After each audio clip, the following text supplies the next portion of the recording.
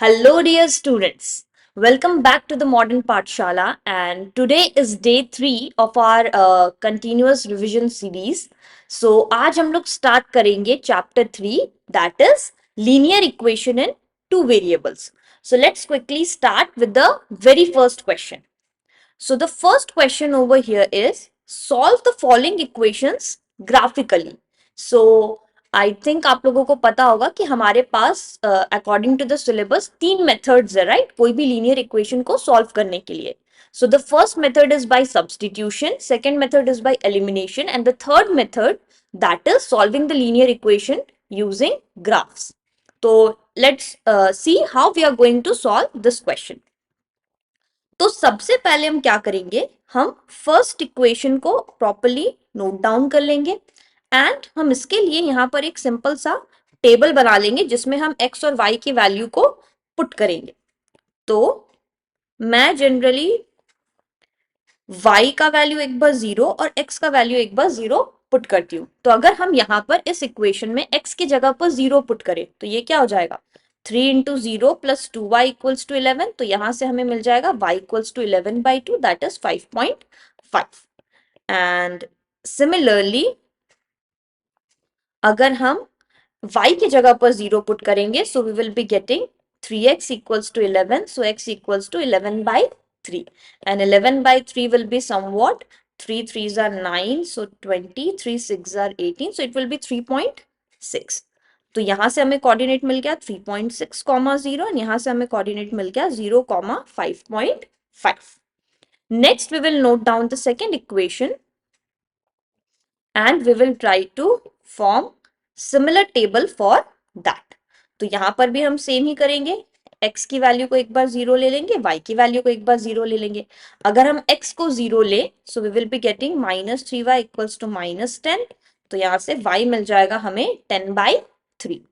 So 10/3 is nothing but 3 3s are 9. So we will be getting 3.3. ये हमने तब find out किया जब x की वैल्यू 0 थी. एंड अगेन अगर हम y की वैल्यू को 0 पुट कर दे तो 2x हमें मिलेगा -10. सो x यहाँ से हो जाएगा -5. तो यहां से भी अगेन हमें कोऑर्डिनेट मिल गई -5, 0 एंड 0, 3.3.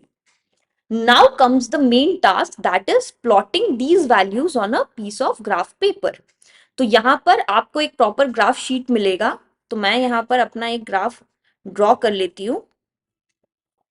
सिंस मेरे पास भी डॉटेड लाइंस ही है so it will be easy for me as well. अब हमें बच्चों एक चीज देखना है कि हमें y और x की मैक्सिमम कितनी वैल्यूज चाहिए.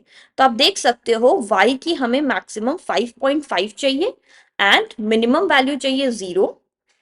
तो हम 0 से लेके दिस इज 1 2 3 4 5 6 तक हम मार्क कर लेते हैं.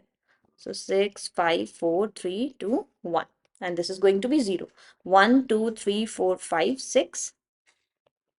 ये हो जाएगी हमारे लिए x की वैल्यू. सिमिलरली हमें नेगेटिव x में भी चाहिए. सो दिस विल बी -1 -2 -3 -4 -5 एंड -6. अब हम पॉइंट्स को एक एक करके प्लॉट करेंगे. सो यहां हमें चाहिए 3.6, 0. सो 3.6x में so this will be somewhere here and 0 मतलब कि यहीं की यहीं रह जाएगी ये value. So this is going to be somewhat like this. And the second point that we need to plot is 0, 5.5. तो 0, 5.5 बच्चों आ जाएगी समवेयर हियर. अब सिंस एक लाइन हमने प्लॉट कर दिया है हम इसे प्रॉपरली ज्वाइन कर देंगे. तो ये लाइन हमने ज्वाइन किया, यहां पर हम उस लाइन की इक्वेशन को लिख देंगे. ओके, सो आप यहां पर लिख देना जो भी लाइन की इक्वेशन है उसे प्रॉपरली. नेक्स्ट है हमारे पास -5, 0. सो इसे मैं दूसरे लाइन से रिप्रेजेंट करती हूँ -5, 0 and the second point is 0, 3.3. So this will be somewhere here. तो इसे भी हम प्रॉपरली ज्वाइन कर लेंगे एंड इसकी भी इक्वेशन जो है वो हम लिख देंगे. अब सोल्यूशन हम कैसे फाइंड आउट करेंगे. So solution is going to be the proper place where this is going to intersect. तो यहां आप देख सकते हो लाइन इंटरसेक्ट कर रही है किस पॉइंट पे, जब x की वैल्यू है 1 एंड y की वैल्यू यहाँ पर आ जा रही है हमारे पास 4। सो यहां से हम इजीली बोल सकते हैं कि solution for this particular question is going to be x equals to 1 and y equals to 4। So इस तरह से आपको ग्राफिकल सोल्यूशन लिखना है। Don't forget to write down the scale marking ये x x डैश, ये y y dash and this is the origin. तो अगर आप ये प्रॉपरली इस क्वेश्चन का आंसर करोगे तो आपको डेफिनेटली फुल मार्क्स मिलेगा। और इस टाइप के क्वेश्चन में इक्वेशंस बहुत इजी आते हैं। Okay, so this is not going to take a lot of time and you will be having a full chance of getting full marks from this part. So now अब हम move करते हैं second question पे। Very important question. Check if the given pair of equations are consistent और inconsistent. तो बच्चों basically हम consistency और इनकंसिस्टेंसी चेक करने के लिए हमारे पास 3 कंडीशंस थे। तो हम पहले उसे एक बार देख लेते हैं। ये हम अपने कॉन्सेप्ट सीरीज की वीडियो से मैं आपको दिखा रही हूँ। अगर आपको ये वीडियो अच्छे से मतलब लाइक आपको रिवाइज करना है एक बार कॉन्सेप्ट को वापस से, तो आप डेफिनेटली वो वीडियो चेकआउट करिएगा। तो यहाँ पर देखो हमारे पास 3 कंडीशंस होती थी। A1 A2 B1 B2 का हम रेशियो निकालते थे अगर हमारे पास 2 लाइंस गिवन है। तो अगर ये रेशियो नॉट इक्वल होती थी तो हम लोग बोलते थे इसमें यूनिक सोल्यूशन आएगा। अगर तीनों इक्वल होती थी तो हम बोलते थे ये कंसिस्टेंट होगा। एंड इस केस में अगर ये पैरेलल लाइंस होता था तो हम बोलते थे ये नॉट कंसिस्टेंट होगा, मतलब इसमें कोई सोल्यूशंस ही नहीं आने वाले। तो 2 केसेस है जिसमें हमें कंसिस्टेंसी मिल सकती है। तो हम पहले सारे रेशियोज को फाइंड आउट कर लेते हैं। तो यहां पर बच्चों हम प्रॉपरली लिख लेते हैं। A1 है 4/3 और अगर आप चाहो तो इसे सिंप्लीफाई भी कर सकते हो, but let it be. B1 है हमारे पास 2, C1 है हमारे पास -8, A2 है हमारे पास 2, B2 है 3 एंड C2 है -12। अब हम फाइंड आउट करते हैं A1 by A2। So this is going to be 4/3 divided by 2। So अगर हम इसे प्रॉपरली लिख लें, इंटू 1/2 हो जाएगा 2/3। B1 by B2 we have 2/3, C1 by C2 we have 8/12, 4 2s are 8, 4 3s are 12. So 2/3, 2/3, 2/3 means सारी values equal आ रही है। तो ये होता है हमारे पास second case, that is we can say that these lines are coincident or these lines are having many solutions. But definitely this is going to be consistent. तो since हमें यहाँ पर सिर्फ consistency के लिए पूछा था, तो हम यहाँ पर बोल सकते हैं कि yes, the lines are going to be consistent and they are going to be coincident lines. Okay, so इस टाइप की क्वेश्चन भी पूछी जाती है। इसमें एक और वैरायटी है जो हम जस्ट इसके बाद वाले क्वेश्चन में डील करेंगे। तो इसके पहले हमारे पास एक और क्वेश्चन है जो भी बहुत इंपॉर्टेंट होती है, जिसमें हमें एक्स एंड वाई की वैल्यू फाइंड आउट करनी होती है, but it's not that easy. Okay, तो इसके लिए मैं आपको जस्ट एक ट्रिक बता दे रही हूँ जिससे ये क्वेश्चन सिंप्लीफाई होगा। उसके बाद आप इजीली इस क्वेश्चन को सॉल्व कर सकते हो। तो देखो बच्चों, यहाँ पर हमारे पास कुछ कॉमन है। यहाँ भी हमारे पास 2x प्लस 3y है, यहाँ भी 2x प्लस 3y है, यहाँ भी 3x माइनस 2y है, यहाँ भी 3x माइनस 2y है। तो हम इस टाइप के क्वेश्चन में क्या करेंगे, 1/2x प्लस 3y को a सपोज कर लेते हैं, 1/3x माइनस 2y को b सपोज कर लेते हैं। तो मेरा इक्वेशन जो है ना वो रिड्यूस हो जाएगा, वो सिंप्लीफाई हो जाएगा।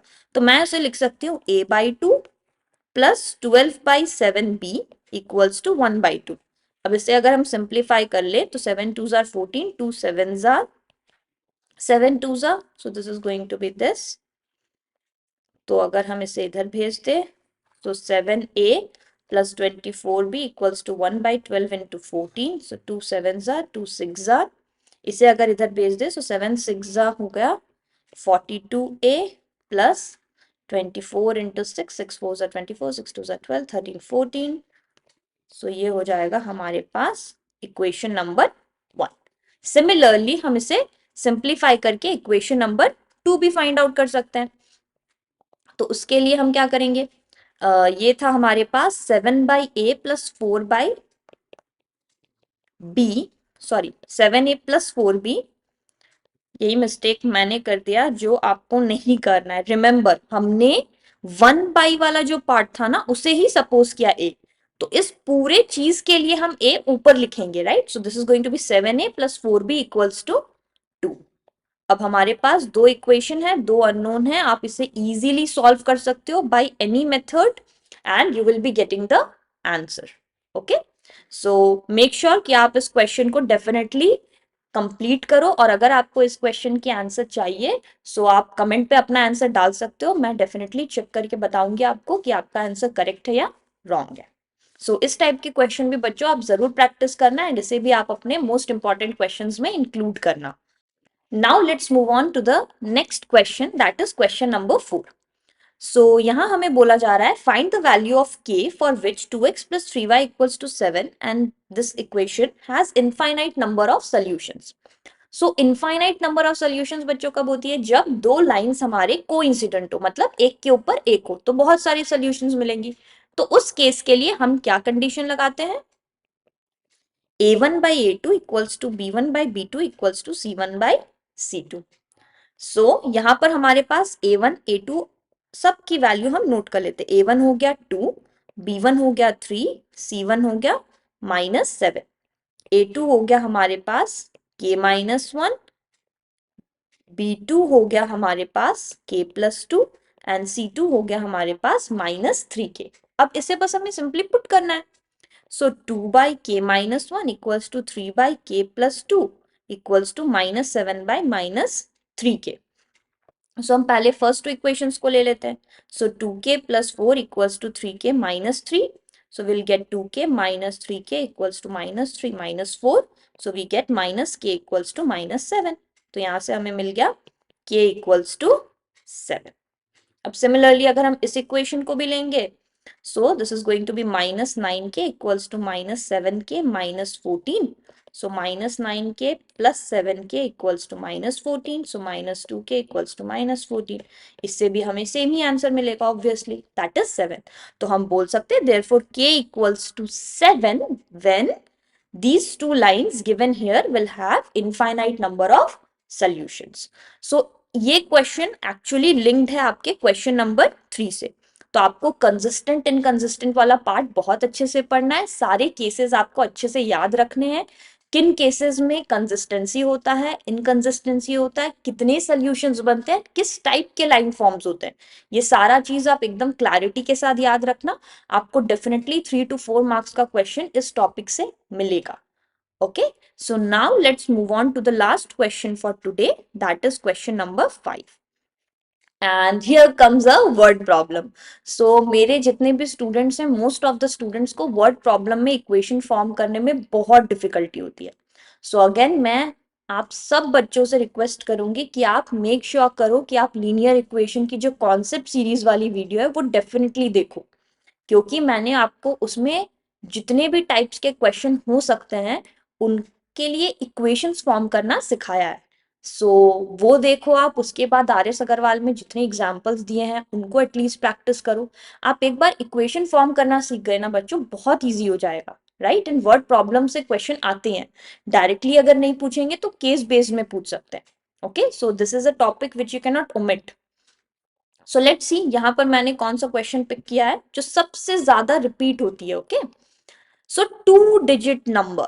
सो जैसे ही हम 2 डिजिट नंबर समझे तो हमें दो चीज लिख लेना है, एक ओरिजिनल नंबर, एक रिवर्स्ड नंबर। ओरिजिनल नंबर को हम लेते थे 10x प्लस वाई, रिवर्स्ड को लेते थे 10 प्लस एक्स। अगर आपको इसकी डिटेल्ड इंफॉर्मेशन चाहिए तो again refer the concept series वाला वीडियो, इट्स वेरी इजी। तो यहां पर x हो गया मेरा 10th प्लेस, y हो गया 1st प्लेस। अब हम क्वेश्चन को पढ़ेंगे। Such that the product of the digits is 14। तो एक इक्वेशन मिल गया xy equals to 14। If 45 is added to the number, मतलब 45 को अगर मैंने ऐड किया ओरिजिनल नंबर पे, द डिजिट्स आर इंटरचेंज, तो it becomes 10y plus x. So easy. यहां से हम इसे सिंप्लीफाई कर लेते हैं। सो लेट्स से अगर मैं इसे थोड़ा सा उल्टा करके लिख दूं, so 10y plus x minus 10x minus y equals to 45।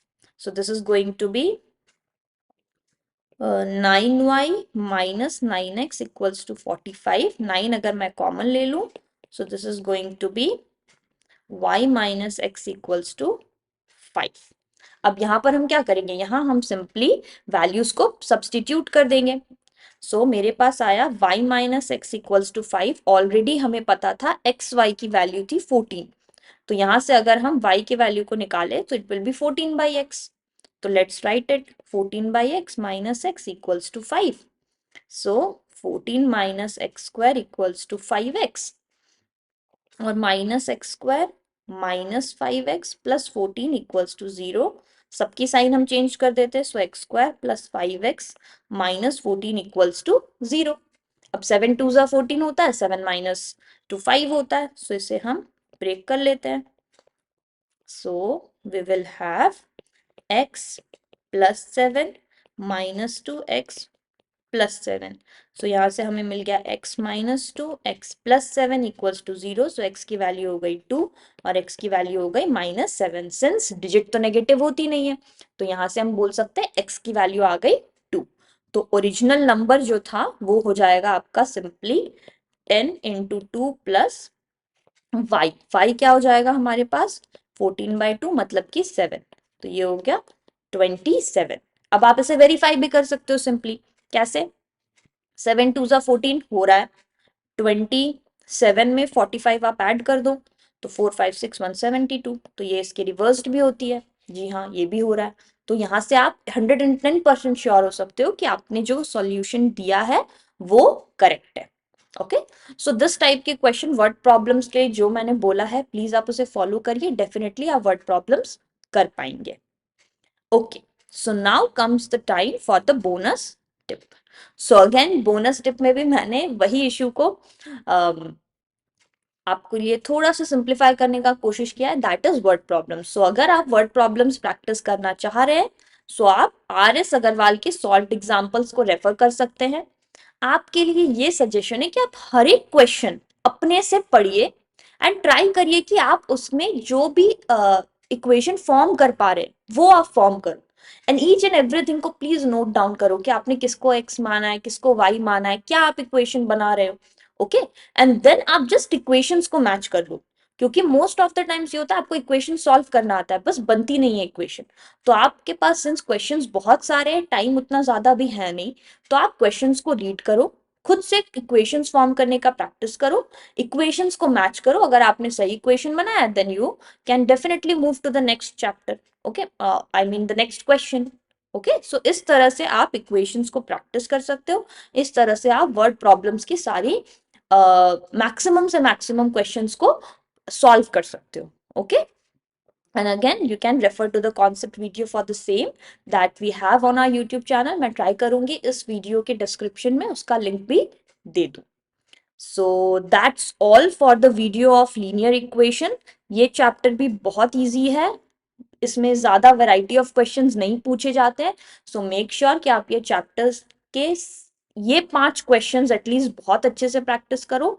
And अगर आपको कोई भी डाउट हो, कुछ भी क्वेरी हो, so you can comment and I will see you in the next video. Bye bye.